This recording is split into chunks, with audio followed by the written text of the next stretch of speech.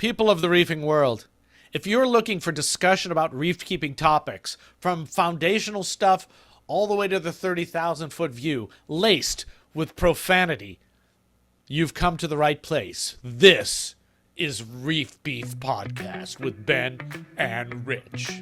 Fuck yeah.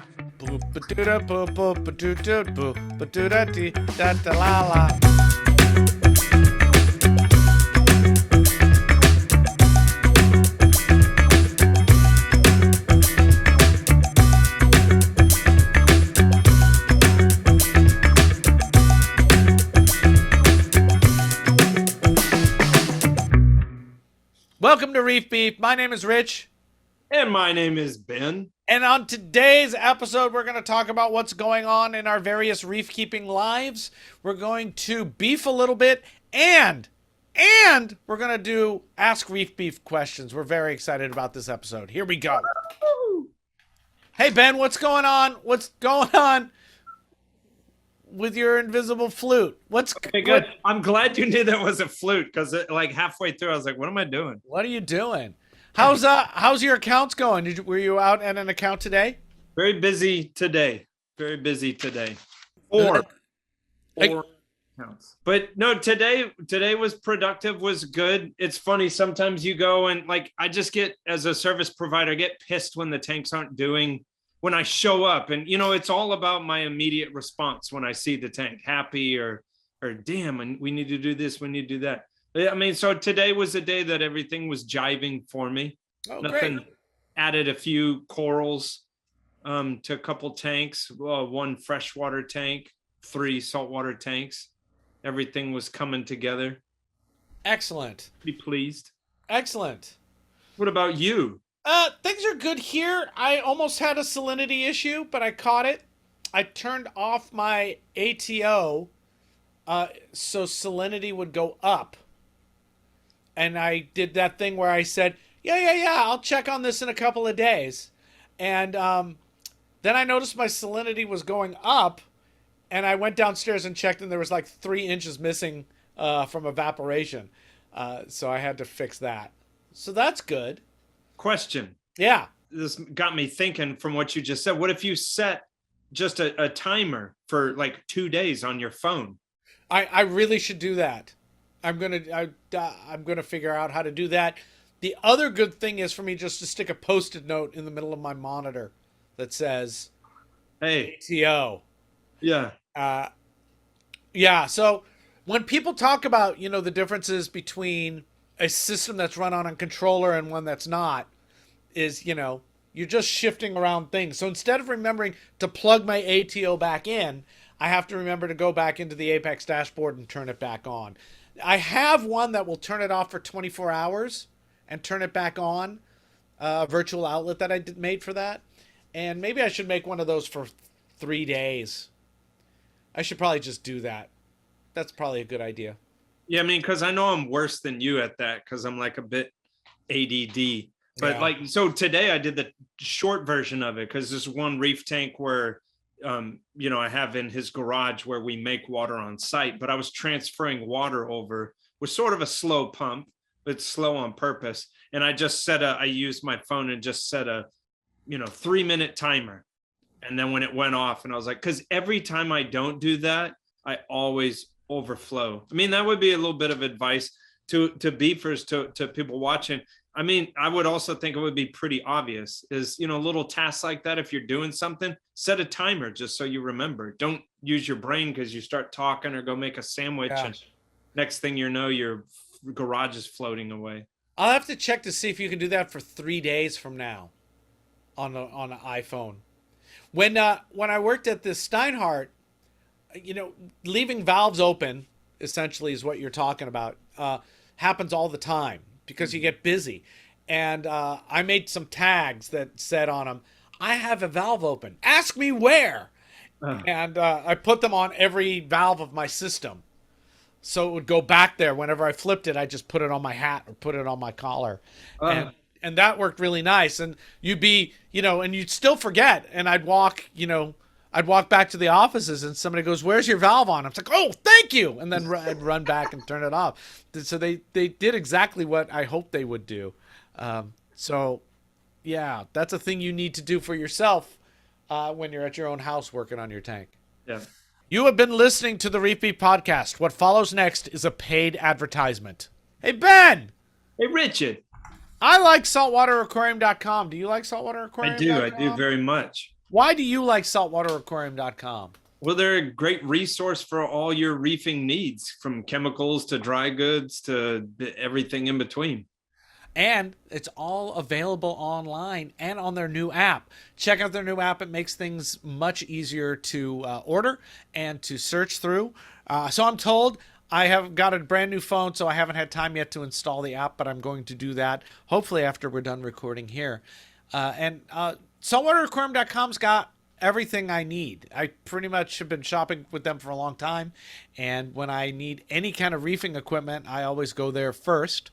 And they're great. I just ordered some Reborn and some Remag and some DI resin because I needed it, and also some reagents for my Trident unit.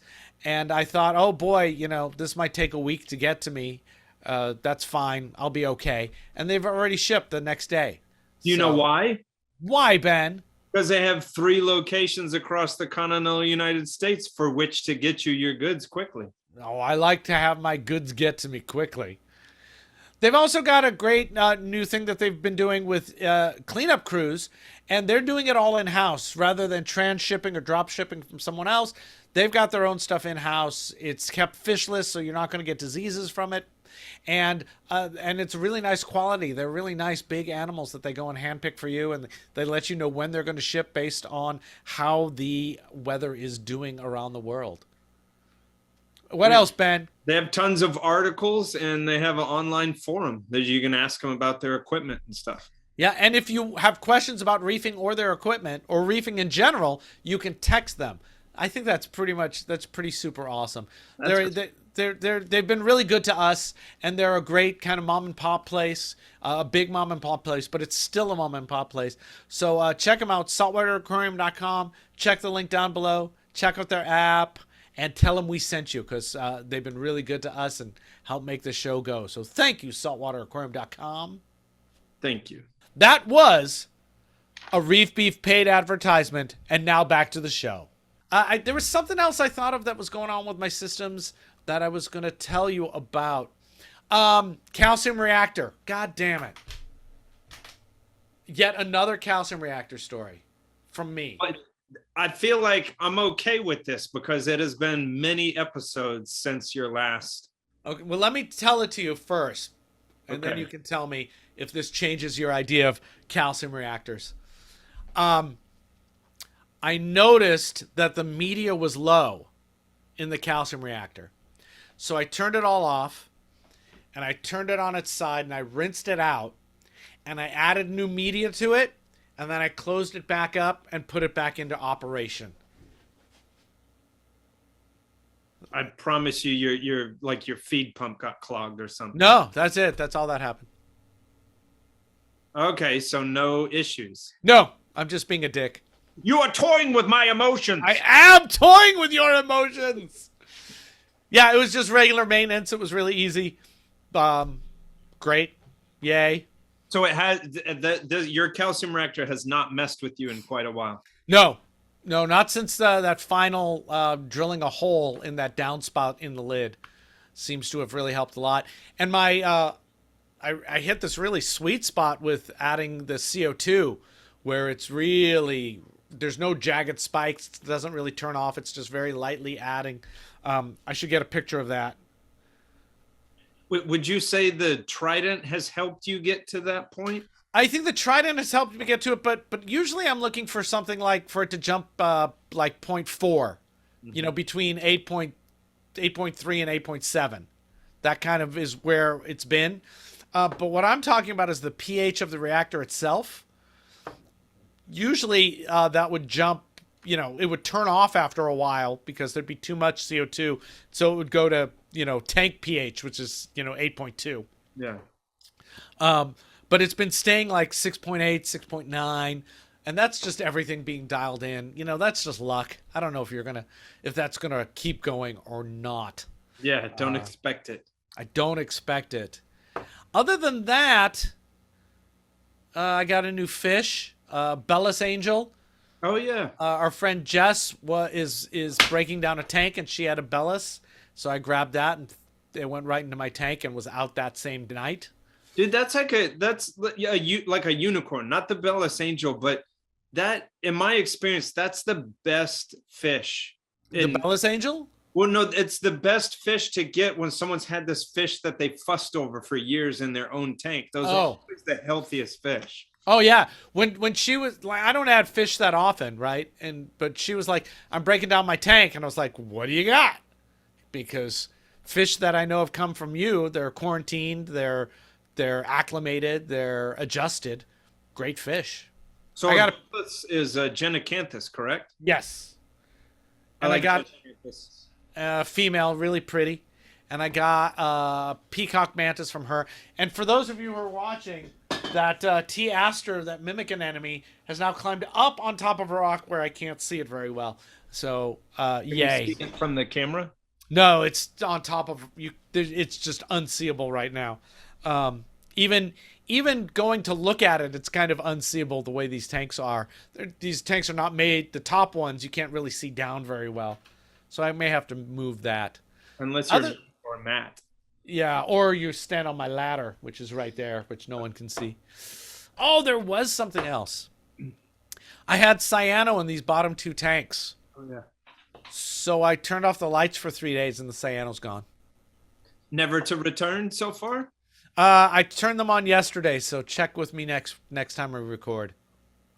Yeah, what I guess that's one thing I could say is one of the tanks that I cleaned today. I've been trying, kind of because of the show and what you'd been saying about, using red slime too much. But we've been nursing a case for about 3 months. The client's been real patient, but trying to nurse this case of cyano away and, siphoning it off the rocks and then hitting it up with the gravel vac. And that's had some, I thought I had it on the ropes, but I saw it today and I was like, I can't do this anymore. And so I set again with the phone timers, because you want it to run about 3 days. So I gave him a box of red slime remover, Blue Life.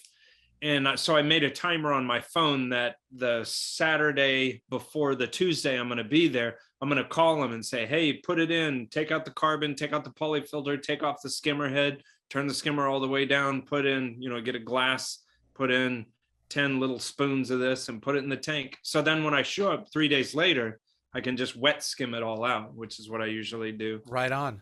I didn't do it, but. So you can make an alarm in the future. Oh, yeah. Okay, you could have said that when I said I'll have to see if I can make an alarm in the future. You could have said, yes, I am Ben and I know things. I had to play my character. I had to seem like the aloof. Your character, that's cute. That's really me, folks. Is your character really that dumb? Uh-huh, yeah. Beefs. You know what my beef is?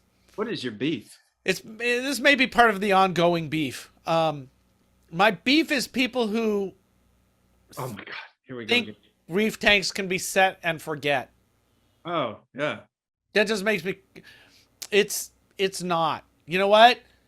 You're going to have to clean the algae on your front glass every 3 to 7 days kind of thing. You know why? Cuz algae grows. That's why. I had a tuft of Bryopsis pop up in my tank. Oh no, what shall I do? I shall spend 3 months working on the water quality. No. I pulled it out and then I covered it with super glue. And it took, I saw it last night and I went, oh, I've been meaning to get to that patch. And I pulled it out and covered it with super glue and it's done. And it took 5 minutes and it's over. It's little things need to be done with your tank. The idea that you can just let it go and it's going to take care of itself is seeming insane to me now. The more I think about it, the more I think that seems like a crazy idea. What kind of animals are you going to have in that tank with bright friggin' lights on top of it that you aren't going to have to do stuff to? So that's my beef. There's a distinction there between like ignorance and obstinance.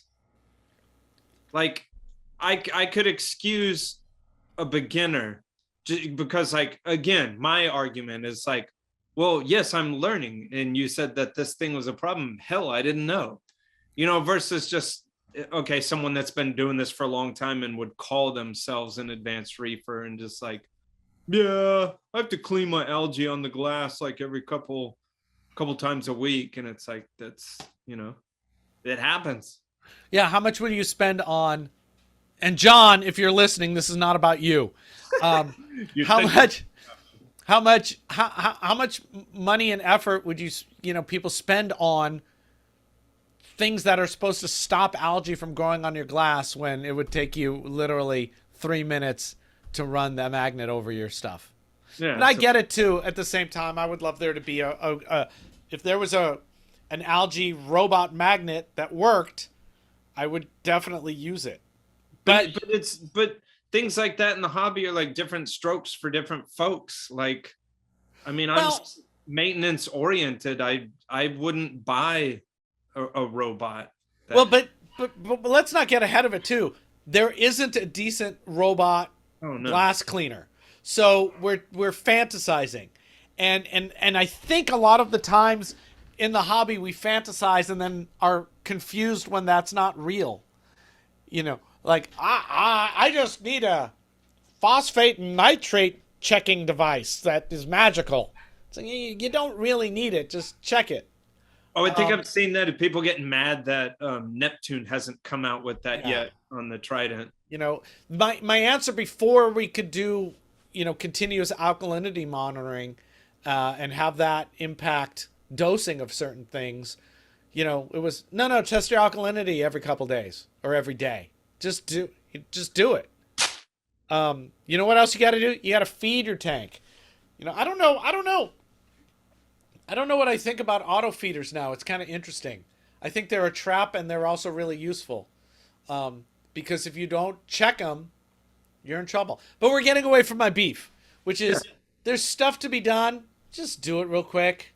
I mean, this is a task-oriented hobby. You see that Aptasia? Just go kill it. You see that thing of Cyano? Do something about it right now before it covers everything. So I guess people get a little frustrated especially if their lives get busy, and then that's classic reef tank. Your life gets busy, you ignore the tank a little bit, it goes to shit. But the weird thing is, if you had a dog, you'd still have to feed it and take it out. Ben, do you have a beef? I was scrounging for a beef, but then one popped into my head. Yeah. I hate the coral Pasillopora demicornis. What? Yes, dude. I hate it. And I sent you one. I freaking love it. It's like the Xenia. Go ahead. And I got another piece from Jess. Is it green like mine? It's better colors than yours. Well, yeah. What is it still green? You're asking the wrong guy. Oh, that's right. Colorblind. I don't know. I'm sorry. Tell me why you hate PDAM. I mean, what? 20 years ago, I thought it was cool because I looked at someone's tank and I was like, oh my God, a SPS like spontaneously combusted all over the inside of your tank. And, from being around it so much, it just can be a bummer. It's in one of the tanks that I cleaned today. And it's like, we put it in this guy's tank early on as sort of like a tester, could we do SPS in this tank at this point? But I don't do that anymore because P. damicornis, once you put it in, it's not so easy to get back out. That's the part I don't like. And it's just everywhere. So let's for people, if they don't know, P. damicornis is a pioneer species of small polyp stony coral, and it can spawn, but it also is a brooder. So what that means is it releases planula, coral larvae, that are ready to go and settle. And because it's a pioneer species, it like floats on a piece of wood, on a piece of driftwood, and floats around, and it drops babies all over the place. And so it helps pioneer new areas of reef. right? So if you have it in your tank and it's happy, it is likely going to start spitting out planula, and because it's such a robust coral, and trust me, when we collected it in Palau, we found it everywhere. We found it in, freaking cesspools that get up to, 95 degrees, all the way out onto the reef crest where it was cool. It's everywhere. It starts dropping planula into your tank, and they settle down, and then you can have a tank that's completely taken over by P dam, which on the one hand is super cool, and on the other hand isn't.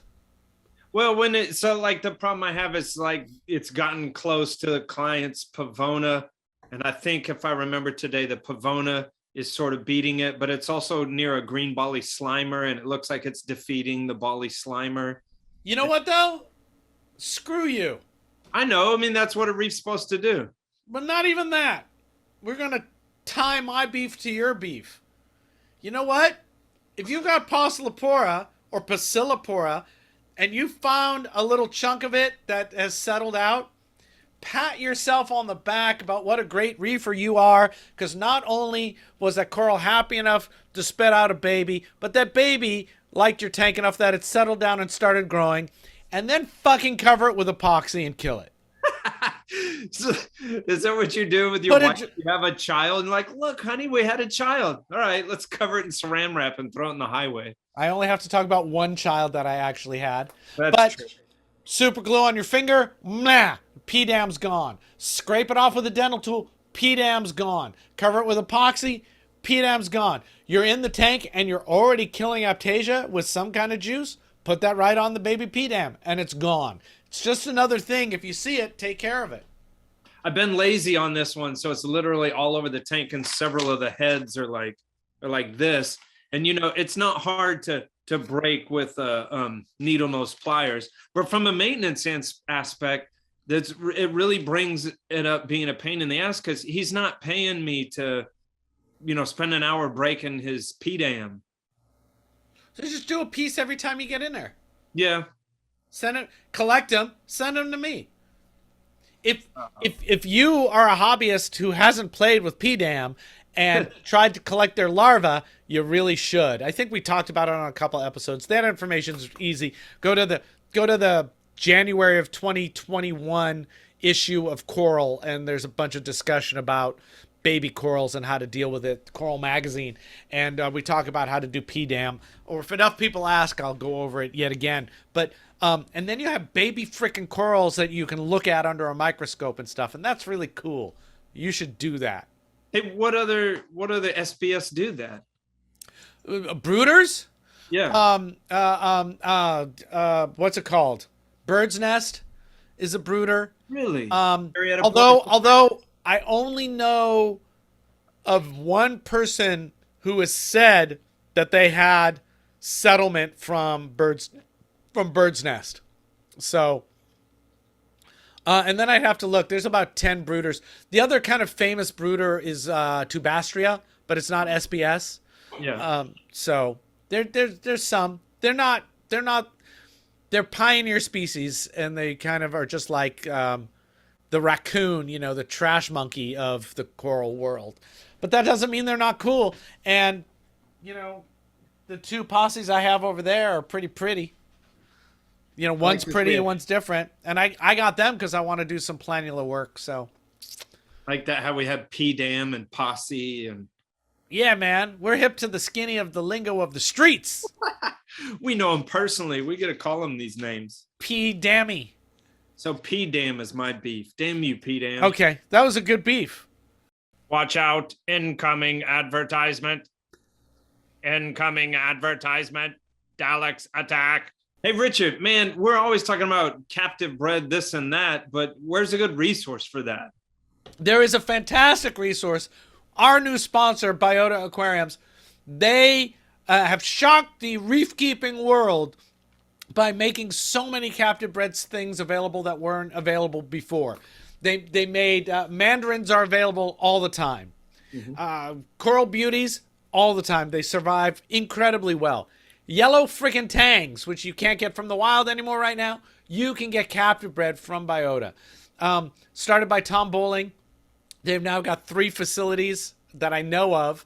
One in Palau, one in Florida, and one in Hawaii, and they're just doing great work making, fucking bristletail filefishes available, captive raised, captive bred. So, everyone likes to talk a big game about, what are the captive bred animals I got so I can help save the reef? Well, we can tell you now. What's the answer, Ben? Biota. Biota. Check out their link down below. They're good people and they do a good thing. What's the favorite thing? You've used them for your business, right? A lot. I get as much from them as I can. I'm serious. I won't get Syncaropus splendidus, Mandarin Dragonet. I won't get that from any other place. I will not order them, from the wild, just because the difference of how well that these Biota ones do. They come in teeny tiny, but I'm very successful with them. I get a lot of Tridacna clams from there. They're a trusted source of that for me. Yeah. Any and all fish that they get there, forktail blennies are real cool. That's great. So Biota, they've been around long enough. Somehow they survived. These companies that are doing captive bred sometimes have real problems. Yeah. They're a great, solid company, and they've got great animals for sale. You can get them direct from them or wherever good animals are sold. So Biota, check them out in the link down below. We're thrilled. I'm so thrilled to have them on board. I can't even tell you. Me too. Rock. That was an ad. Now back to the show. This is an outro. Lead us out. Lead us out. Ben, it's time for Ask Reef Beef. Would you sing an Ask Reef Beef song? Ask Reef Beef if you have a question. Reef Beef will answer it. Ask Reef Beef. Ask Reef Beef. Boom, there's a jingle right there. It's a fucking awesome fucking jingle. It's almost as good as Colgate. Would you just say fuck like 3 times? Fuck. Fuck. Fuck. Thank you. I didn't think we had enough swearing in the show. All right. First Reef Beef from Kevin. Is everything we know about nutrients completely backwards? People ask the forums why their corals aren't growing, and some old guy always tells them it's that their NO3 is off the charts at 30 ppm and they need to go bleach their rocks and get the number down or some other bullshit. I wonder what Kevin thinks of that. Yeah. It seems that slow coral growth and high nutrient levels are commonly experienced at the same time, and this leads people to think those nutrients are the problem. What if it is the coral is slow for some other reason and the lack of growth means less nutrient uptake from the coral? This is crazy. A little context. I started down this train of thought when I found out the tank at my parents' house I now use as a bank tank for frags has sustained nitrate levels over 100. And you would be able to tell from, unable to tell that from all the fish, corals, and inverts behavior or health. Interestingly, the same tank always registered in the single digits of nitrate back when it was full of colonies with even more fish and more feeding. P.S. I love the show, and it's nice to have some people with real credentials publicly calling out BS and pseudoscience in this hobby. It's more than needed. Well, thank you. So we thank you very much. It's very nice of you to say. We appreciate that more than you could possibly know. We will print that out and put it on, on the dashboard of our vehicles so we see it every day and feel good about ourselves. I might get that tattooed on my torso. All right. So what's the question? First of all, I'm triggered by the old guy comment. Right. And I'm triggered because it's like, no, it's not an old guy. It's a new old guy. Yeah. So look at the real old guys have been saying, no, don't worry about your NO3 forever. Now it's like the new version of an old guy is saying shit like, there is so much out there right now. People say that they say, well, you should start again. My fish has it. You should break the tank down. And they're not kidding. It's, I've got dinos. Well, you should break the tank down and start again. I've got Bryopsis. You should start. What the fuck? We got a comment that I was like thinking about addressing, and I guess I'm addressing it now. We got a comment from someone because we were a little flippant about dinos on a YouTube video, and at first I read it, and it was like, I got like triggered at first because she was, or he or she or who. They say just they were like, it doesn't sound like you've ever had dinos before. And I don't want to sound arrogant saying this, but I mean, I've been professionally reefing for 958 years. And I'm quite serious in that, like, I don't know of a thing that I haven't experienced. There's not a lot that I haven't. And I've had dinos in clients' tanks. It was a disaster. Yeah. But I always, and I had, in the past had gotten a lot of slack from the client about things, but I was tried my best. I never broke a tank down though. That's a little. Yeah. I had dinos in this tank when I set it up, and you know how I got rid of it? And it was like the full snotty strands with bubbles all over it and stuff. I turned off the lights for 5 days. They went away. I've got some going on up in that tank. You know what I'm going to do? I'm going to turn off the lights. Now, I understand there are different kinds of dinos, and people are very excited about, particular nutrient tweaking to take care of dinos. I haven't gone too deep into it because it seems like it's all anecdote based to me. If there is something that, if somebody has done it doesn't have to be peer reviewed, but if there's like a solid, this is what it looked like, this is the only change I made, and now the dinos are gone, I'd love to see that.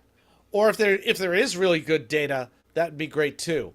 But so please, in the comments, let us know if you've seen anything like that. But it can't be just anecdote. It can't be, I put it in and it went away. It's got to be more robust than that. I need to know that you've done nothing else, and what exactly you did. Because, again, it seems to me like trying to tweak nutrients to deal with one pest that grows on the reef along with the things that aren't pests seems insane. I think we're not answering this question, though. But okay. So I'll attempt to take a stab at it. Because okay. My whole thing is I don't go on forums. So sometimes it's hard to take the pulse of what the current cutting issues are in the reefing world. But it certainly seems to me that nutrient levels, nitrate, phosphate, where they should be low, high, whatever, that seems like a pretty significant thing that's being discussed. Not like I would know on the forums again, but it's like what I hear people chattering about. Nutrient levels. But nowadays it's crazy because nowadays it's that people have gotten their nutrients too low and it triggers dinos or cyanobacteria. I mean, I can't give scientific, thought to that process because that's not my wheelhouse. But, it also occurs to me that, not rampant nutrients, but the same nutrients that algae wants to use to grow are also utilized by corals to do their thing too. And again, like I said, you don't want rampant phosphate numbers and rampant nitrate numbers, but you do want great coral coverage, sort of like Richard's tank. If you've seen it, you want as much coral coverage. All these problems seem to kind of go away by and large the more coral coverage you have on your reef. Maybe. I don't care about nitrate. I think that's crazy. I think even 20 years ago when people were, nitrate factories, 25 years ago, when nitrate factories were the big worry, I don't know, man. When my nitrate's 70, I don't really see a problem. When it's 30, I don't see a problem. When it's 15 like it is now, I don't see a problem. I think I worry that we're chasing numbers a lot for chasing numbers' sake. I worry that it's become ingrained and dogma, and that it's everyone's go-to. It's, you see it all, people are now saying on forums and on groups, stuff like this. This will make you crazy, Ben. Hey, I've got some acrofrags and they're not doing well. And then people say, what are your numbers? And someone says, my nitrate's 30. And it's like, well, there's your problem. And it's like, whoa, wait, it is not that cut and dried. It is not like that at all. But Kevin was asking about growth. So when I did a bunch of research on phosphate and nitrate levels for my 2015 talk at MACNA and the article I wrote with Chris Jury, it does look as if higher phosphates can slow the growth of your coral, right? But the question is by how much, which I don't know what the answer to that is. And the other question is who cares? You know, unless you are a coral farmer and you are trying to maximize growth because you're producing products, great. If you've just got a tank for a hobby that you frag out of sometimes, does it if your growth rate is slowed by, I'm pulling a number out of my butt, 15%, do you really care? I feel like a lot of hobbyists are just obsessed by like coral growth, and that's why I pointed a second ago when you mentioned it, because I hear people talking sometimes like, and that's just it exactly. Unless you're a coral grower, who cares? I'm more concerned about coloration and health, and that it's not dying. I mean, that sounds sort of weird, like my expectations are low, but it's like, you know, even if you have a real healthy, nice looking reef, not all the corals are growing at the same rates anyways. Yeah. I wouldn't be like, oh my god, there's p dam everywhere, but that Oregon blue torrid isn't doing squat. You know, is the coloration okay? Does it look healthy? Is it doing some sort of growth? You know. Yeah. You know what I find even more interesting is that nobody has a number for growth, for good growth. It's just like porn. I know it when I see it. You know what I mean? And it's like, is it there? It's all hiding in the anecdote, in this fucking cesspool of anecdote about growth. How fast is what is good growth? How fast is it? And how are you measuring it? And over what time? How fast you want it? And I find pretty fast that freaking fucking blue stag that I'm never going to send you any of. Yeah, I know. You know, now that I've got 2 colonies that are basketball sized, essentially. You know, I got to trim it all the time. I'm waiting because I'm going to trim it in March when I can ship things again. But it grows really fast. These freaking baby, I've got behind me here in this tank, I've got baby hyacinthus that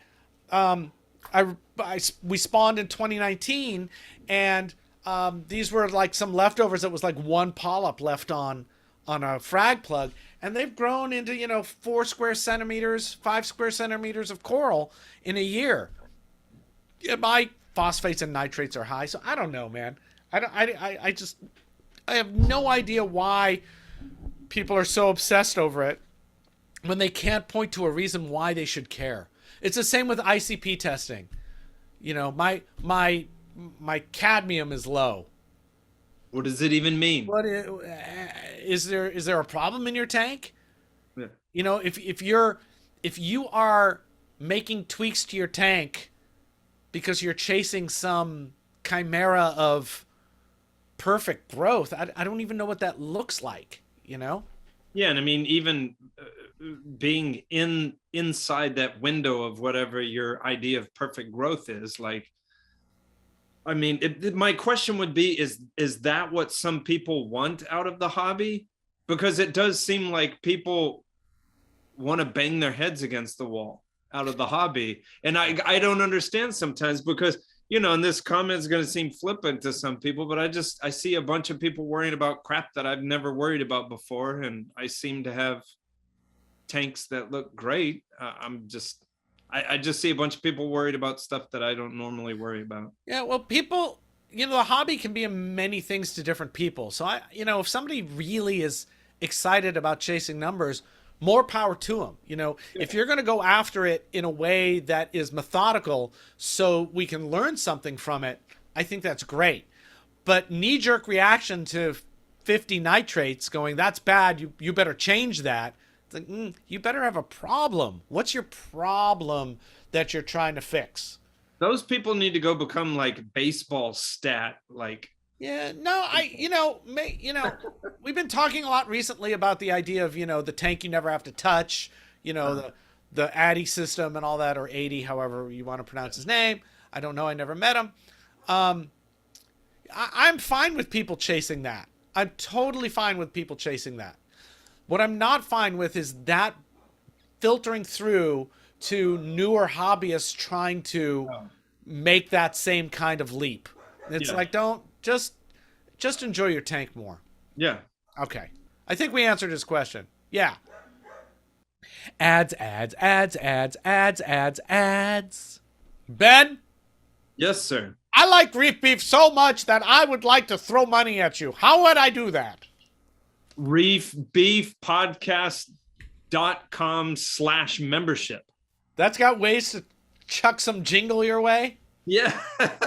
We also have a program when you go to our website there, you can buy us a beer. Buy us a beer.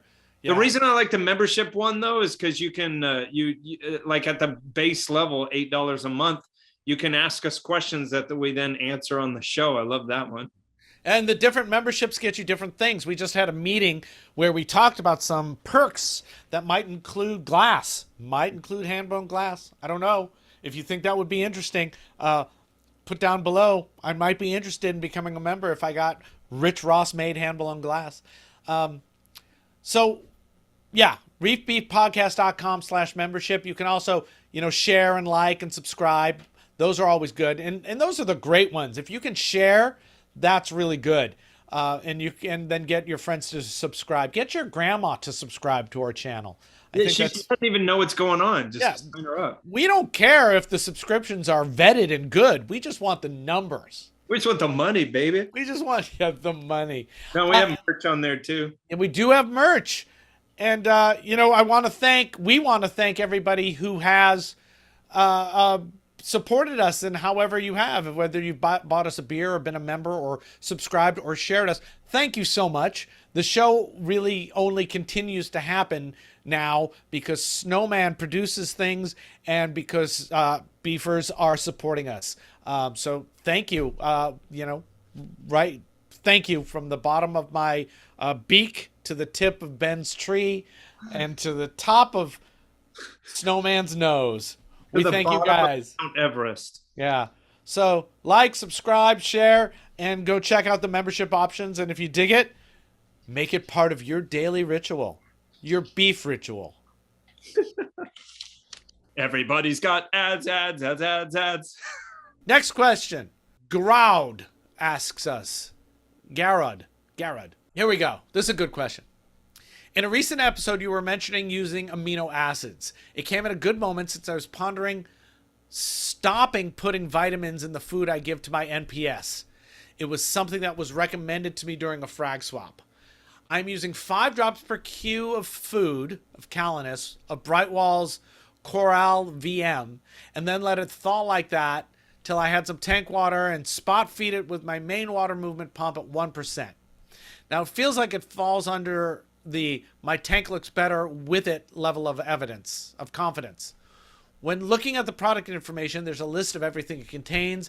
I do not dose it apart from the 3 times a week regime, and ICP tests every 6 months don't show any overdose of these elements in the tank. However, if I was asked to prove that it does anything at all with hard science, I would be hard pressed. So the question is, do you have an easy recipe to identify pure snake oil from products that might be doing something when it comes to additives? That's so tricky, man, because there's so much stuff that we can put in a reef tank that it's like, I have no idea how the hell you quantify it. And it's just, over the course of 3 months, like, yeah, I was adding that stuff for 3 months. No, this is how it goes. I was adding that stuff for like 3 months. It looked like my corals were brighter. And then I had a massive outbreak of cyanobacteria, so I quit using it. And all of that is hard to trace back to anything. Or I ran out and quit using it, and it seems like my stuff is still doing fine. Exactly. It's very tricky. Sugar. How did you pronounce their name? There is no easy recipe to identify pure snake oil. Pure snake oil usually comes with a bunch of BS sounding claims, and we'll put a link to the Skeptical Reef Keeping one, and I think to the talk where I pretended I was as anywhere near being mentioned in the same breath as Carl Sagan by making a reef baloney detection kit. In the Demon Haunted World, which if you haven't read it, just go and read it. It's Sagan's book, Demon Haunted World. He makes a baloney detection kit. And so I made one for reefs, and that's all you can do. Is it covered in green speak? Does it have claims that don't make sense? Does it have claims that fly in the face of how we think reef tanks work? Does it have too much green speak? Does it have too much science speak that doesn't really seem to mean anything? Is it claiming to do too many things that are not related at all? So check that. We'll check out that article. We'll link it below. But there's no real easy way to identify snake oil. It's tough, and especially something you soak your food in it, and then you feed it to the tank. Well, why is it not the food? Why isn't that not going to just rinse off your food? Yeah. Right. He says he spot feeds, so there is that too. So I don't know. I don't freaking know. That said, I dose Two Little Fishies ammo, Acro Power, and TE Plus elements from BSV. ESV? ESV. BSV. Who's the Ionic? ESV. Bob Stark. So yeah, there's no. I don't even know what to tell you about, vitamin additions. If they're doing anything for your corals, I can't even tell if they're doing anything for your fish. So, I don't know, man. Try it. Try pull it off and not dosing it and see if you see any difference in the next 3 months. But yeah, that's what I was gonna say. And again, these things take a long ass time to bear out, and that's what makes it so complicated. And Rich, I ask you, I want one of these next episodes. We need like a scientific literacy episode. Well, you write that down in your paperwork and we'll do it. Yeah. I do want to say another thing. He says that it feels like it falls under the my take looks better with it level of confidence. So given what I know about the prices of these kinds of additives and vitamins, I think that's a fine thing to do. It's not something that's mission critical to your tank. Adding it's certainly not going to kill anything. You're certainly not having problems with it. It may be helping, and you feel good about it. And it doesn't cost that much. Yeah, totally fine. I don't really see a problem with that. I get a real problem with stuff that costs money that you need to add every week because somebody said it was, and it's expensive. Yeah. You need to do a Zeo version of this tank. No. That's a lot of stuff. You need to send an ICP test in for $50 every 2 weeks. Well, that's a lot. That's not just a little bit. So, the reality of being skeptical is, sometimes I do stuff because it makes me feel good. I'm spending money on it. I don't know if it's doing anything, but it makes me feel good and it's not hurting. Okay.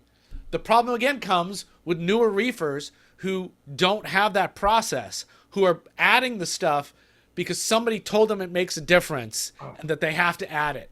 If you've been in it for a while and you can tell yourself a reason why that should be added and that makes sense to you, go for it. I'm not going to give you crap. So in my business, as you know, a lot of times I take over systems like ailing systems. And dude, in my 743-year-long career, like seriously, like when I first show up to a tank, it's going to be a jacked up reef tank. And then I'll open the bottom and they'll have like, first of all, in my reef tanks, I don't use a lot of chemicals. They'll have like microvert and coral food. And I'll look in the tank and there's like 2 finger leathers stuck in a sea of cyanobacteria. And like, are you adding this stuff? Like, well, they said corals need to eat. And I'm like, okay, but not 2 little corals. And how much are you putting in here and how often to use it? And is it out of date? And apparently the cyanobacteria likes it. It's tricky. Yeah, it is tricky. It is tricky. Thank you for that question. Swift asks, aren't your phosphates too high, Rich? No, really. I'm kidding. You guys are great. Well, Ben, how long have you been doing this? No, just kidding. I pay close attention to calcium, alkalinity, and magnesium, dosing the first 2 and occasionally hand adjusting the second. Okay, I think I understand what he means. For the last 3 years, I have great success with stony corals, and I like this very simple approach. How would you suggest I add more minor and trace elements to my dosing regimen? What mineral would you suggest monitoring and dosing after the big three? Is there a minor trace element dosing system that you like or recommend? Or is it a don't fix what ain't broken situation? And then we get a list. I'll tell you, it's a 65-gallon tank. The DKH is 10.5. The calcium is 420. The mag is 1350. Nitrates are 2.5 with a HANA checker. Phosphates are 0.1 with a HANA checker. 3 AI primes, lots of flow, big skimmer, monthly 20-gallon water changes with IO, instant ocean. BRS 2-part, clams, acros, euphyllia, chalices, O's, high fish load. So there you go. Go, Ben, go. Water changes. He does water changes. Yeah. Monthly 20-gallon water changes on a 65-gallon system. That's like a third every month. This is just my stupid opinion, but I don't like, as far as water changes go, I don't like waiting once every 4 weeks to change water. You could break that in half and do it every other week, and it would even probably be less fuss. Yeah, really? Because that's not the same amount of water change, right? Hamza's effective water change. Oh, like that? Yeah, but I like the frequency better. I just feel like once every 4 months might now, and that's quite arbitrary too. Like I don't know a lot of the variables. It's just I don't like waiting that long. Yeah. Okay, that's fair. But in the question he asked, that like I'm really comfortable using this Tropic Marin all for Reef because it does have trace elements in there. But we were just talking about having a hard time quantifying things like, and I don't pay for ICP tests and stuff like that. So I don't know if my Americanium is too high and my plutonium isn't low enough. Yeah, I screw around with my tank because I want to risk my tank. Because I write articles and I give talks and I have a podcast now. So there are messing with my tank allows me to learn stuff in a way as a reef communicator. It might be helpful for me. Yeah. If it wasn't for that, I wouldn't mess with anything. If you got growth that's good and a methodology that's not breaking your bank and making you crazy, I wouldn't change a friggin' thing. Yeah. That said, if I were to start adding something, I would add an amino acid, or I would add the two things I already add, Acropower and an ESV TE plus or TE, either one, Trace Elements Plus. And I add those, like we just said, I add them because they're not that expensive. They're really easy to dose with any kind of peri pump, and I don't have to think about it. But if everything's going well, why are you changing anything? What are you trying to eke out a little bit better something? And how are you gonna know that you've eked that out? Yeah. Is the question. Or then you pass the window and it's all off balance. Or it's not, and you're just doing it forever like me because it felt like it helped at one point. Yeah. I don't have a good answer for that. We don't understand enough to know what matters. And if you were doing ICP tests on it, bumping one thing, that might work for somebody who's doing like I was thinking about this the other day. If you're doing like the strict Trident method or the moonshine or whatever it is, and you're following them for 6 months to a year, and you start tweaking one element on their recommendation, or somebody else who's been doing it for a while says, hey, I tweaked this one element and made a difference, I could see possibly that making a difference for you because you guys are doing the same kind of regimen. But, for me to say, do what I do, by so many metrics, my tank's a cesspool of nutrients. Why would you want to do what I do? I don't know. And it's like when I went to your house and just saw mechanically or, how your tank is, and I was just fit to be tied about that. But then look at the video of your tank. I've never made a tank that looks as badass as your tank. So what is it? What does it matter what it looked like underneath your house? It's it's your monster, and look at the results. Now, going back to the question, if he's very pleased with the health of the reef and everything, just like you said, trying to eke out more growth or something, just be happy that you're in the zone that everyone wants to be in. And I guess sort of like a football analogy, just stay in the pocket of whatever you're doing. Just stay in there. And you may down the road see a tweak that might need to happen, but tweak as a reaction to coming out of the pocket. Don't be in the pocket and say, how can I make this better? Bro, you're in the pocket. You're where everyone wants to be. Stay in there. Now, I could also see an argument made. This is for, I'm in the pocket right now, but I don't know which minor or major trace elements I might get out of the pocket with. Is my instant ocean enough to be giving me what I want to, what it needs over time? Let me give you a crappy opinion right there. The instant ocean, I think it's important to get a salt that's economical for you and is easy to get in this and that. And instant ocean has been around for twice as long as I've been reefing, or 3 or 4 or 5 times as much, certainly. But I don't know that it has it's just a very, very basic salt. I mean, can it be said that it has a very good trace element profile? Well, but then again, what the fuck does that mean? Yeah. I don't know what that means. So I would be totally fine. I wouldn't give you any grief at all if you added, a trace element product or an amino acid product at a low dosage. Doesn't cost much. It's a little bit of bed hedging against something that might be coming down the road. I'm totally fine with that, and I'm not going to give you any grief. You can get a standalone, I have an ice cap freaking doser, peristaltic pump. They're like $80. Kamoer makes you get, and I would imagine they're even more inexpensive now. I bought like 8 of them at one point, figuring if they go, it's another thing I have extra ones because I assumed they were going to break and they didn't. You hear that ice cap? You hear that ice cap? Send us money. No. Can I return these? These are 5 years old in a box that's all wet. Yeah.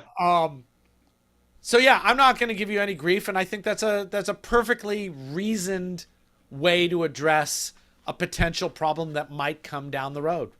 Meh. So yeah, it ain't broke, don't fix it. Yes, if you want to hedge your bet, a good all-around trace element or amino acid that's not too expensive and that's easy for you to dose, go for it. If you have to break a fucking vial every 2 days and put it in there, you're going to stab yourself in the head, so don't do it. But let me also say that kind of goes with the scientific literacy type thing, is that I also believe that whenever you make a change in your reef, especially if you're where you want to be, don't make a bunch of changes. Just do one at a time and give it weeks or months to bear out. Okay, so Rich and Ben said add TE plus and Acro Power, but I'm also going to change my skimmer out, and I'm going to start changing water differently, and I'm going to do this. And then you'll get lost in the weeds of why does the tank now look better or worse? It won't leave you with any answers. For sure. And when I started dosing Acro Power or the TE plus, I think I did it at half or quarter dose and just snuck it up a little bit, exactly as what we said, as a hedge against, depleting elements that I'm not aware are being depleted. I actually talked to Julian about Acro Power once, and he told me that same thing. He said, just start low. And he said, worst case scenario, what you're going to see is because amino acids are uptaken so quickly by corals and algae. He's like, all you're going to see if you're kind of doing too much is you'll get a light dusting of algae on the glass. And he's like, just back down off of that. And he's like, even he himself is like, is there a magic number of how much you should put in there? He's like, there is not. Yeah. Yeah, and you're putting in amino acids and crap with your food. You know, so it's, you know what? this is the part of reefing that I actually love. If reef keeping was recipe based, this would be stupid. Well, we wouldn't have a show. Like, what would you need? If every coral was as tough as a pea dam, I wouldn't have a job. If all I knew is I could just follow these recipes, It'd be boring. and it'd be so there's nothing in it for me. It's no fun. We like beating our heads against a wall. I hope it gets that way one day. That would be massively awesome to be master to have such a masterful control and understanding of how these boxes work. That'd be great. I love the mad scientist part of the whole thing, where you have to understand things, otherwise bad things can happen. Color me surprised, because the longer I've known you, the more I realize that you're a mad scientist. In a chicken hat. Yeah. That's like the nicest compliment you've ever given me. Besides that, I've never made a tank that's anything close to what yours is. And you're a mad scientist. Those are two incredible compliments. I will expect you to go back to your regular not complimenting me, and everything that I've said that you've taken to heart, you'll attribute to Matt Wandell saying. Yeah. I'll drop my charade of acting like a aloof idiot.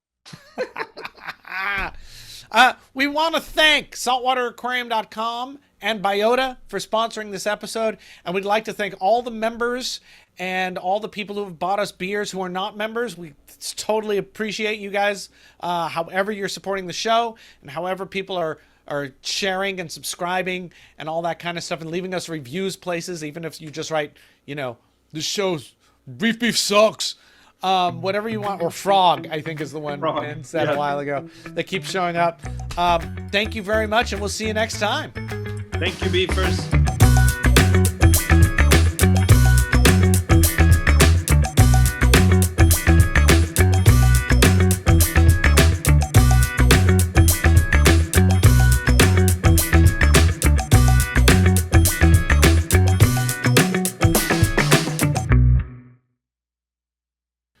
Ben.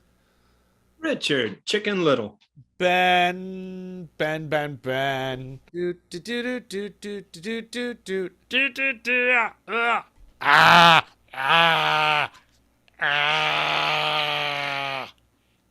I look like Princess Amidala with that. You do, and I think you're the only one who can see it. Feather duster, feather duster, feather duster, feather duster, feather duster, feather duster, feather duster. That was one too many feather dusters. That's a voice exercise we used to do in the theater. Not that one. Not, you didn't say the Human Torch was denied a bank loan. Or Unique New York. Father did not bother to leak the large tank. Bob. I think of large tanks and I think of Bob.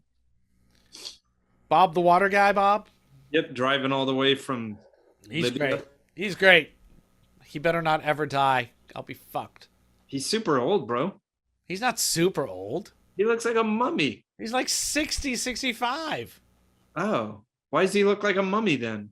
Because he fucking lives in his van. I don't know. Lives in a desert. The dude collects water and sells it for a living. That's what I want to do when I grow up. He's a total hoarder, too. You go to his house and outside there's just plywood and shit from everywhere. And he has like phone books from 30 years ago. Yeah. Your brain is tiny. Your brain is a tiny, tiny, delicate little fucking it's like a hummingbird tongue, your brain. But I'm so creative though. God, we must talk to the humans. Yeah. Do we have to converse with the humans? I'm gonna get that as a tramp stamp. That way, who's ever fucking me from behind can read it. Are they gonna leave that in there? I'll get that as a butthole tattoo, like in Microfish. A butthole tattoo? You could, yeah. Or I'll get it on my boner. And again, another micro tattoo. Oh my God. Cool. Anything for me? No, man, you're beautiful. God, I hope I press record.